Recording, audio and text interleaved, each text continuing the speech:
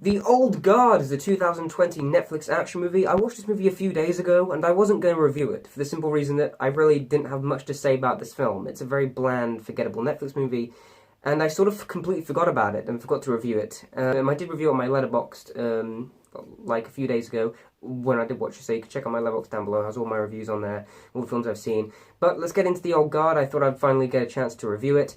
And I thought this movie was very mediocre in a lot of aspects. There are some positives to it, and I definitely found this world intriguing. It's sort of like a superhero action espionage film. I believe it is based off the comic book of the same name. And this movie definitely wants to start a franchise. And this movie definitely tells with this world building, which is one of the positives with it. Let's get into the positives with The Old God first, because this movie does set up an interesting world and interesting concepts about these people who can heal. And this entire thing was set up really, really well in the first act. The first act I actually thought was pretty good. I actually was really enjoying it in the first act. I thought these are good action sequences. There were some action sequences that I thought were quite creative and unique, especially with the healing stuff that I thought was quite unique.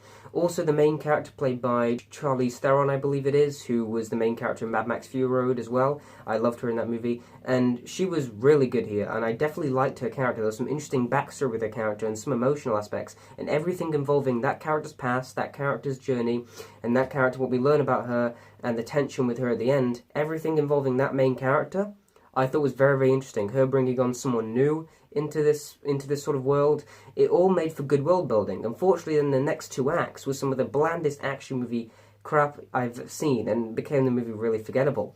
But everything involving her character, her past, and that story there, I thought was quite intriguing, and the world building in the first act was pretty good.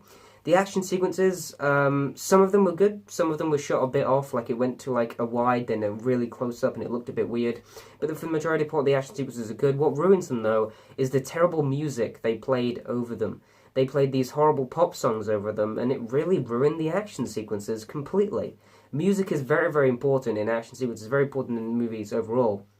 And this movie's music just felt so weird and off-kilter. It would go really, really serious, and then when the awesome action sequences start kicking in, they'll play these terrible songs over, and it really, really ruined the action scenes and the moments. Also, the villain, played by Dudley Person from Harry Potter, terrible movie villain. He did nothing. And the side characters were really bland. There's the one who betrays them. There's the two.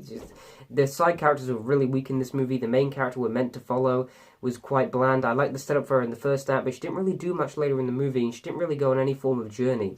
Where the movie ended, it ended in a way where it feels like there should be another movie. It feels like it was just about to kick off. This plot was just about to kick off. This movie felt like the first act of like a film, really, really extended, and a lot of it was quite boring. I felt myself like sort of nodding off at points, and the story was a bit difficult to follow at times because I was just not invested in the slightest. Besides, after the first act, this movie really dipped.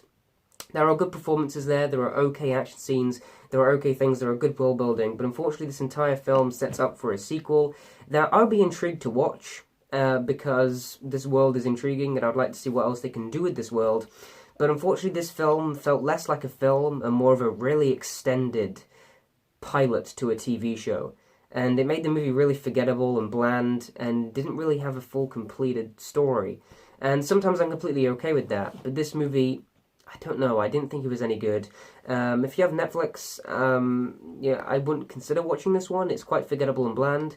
It's okay, it's an action movie you can stick on, but I don't know, I was pretty bored with this movie and didn't like it. I thought it was a very mediocre, forgettable action movie, and yeah, it was just mediocre. Overall, I'm going to give The Old Guard a C. I'm also going to give this movie like a 5 out of 10. Yeah, I wasn't a big fan of this one, but guys, comment down below your opinions on The Old Guard if you did watch it, and of course, thanks for watching, and goodbye.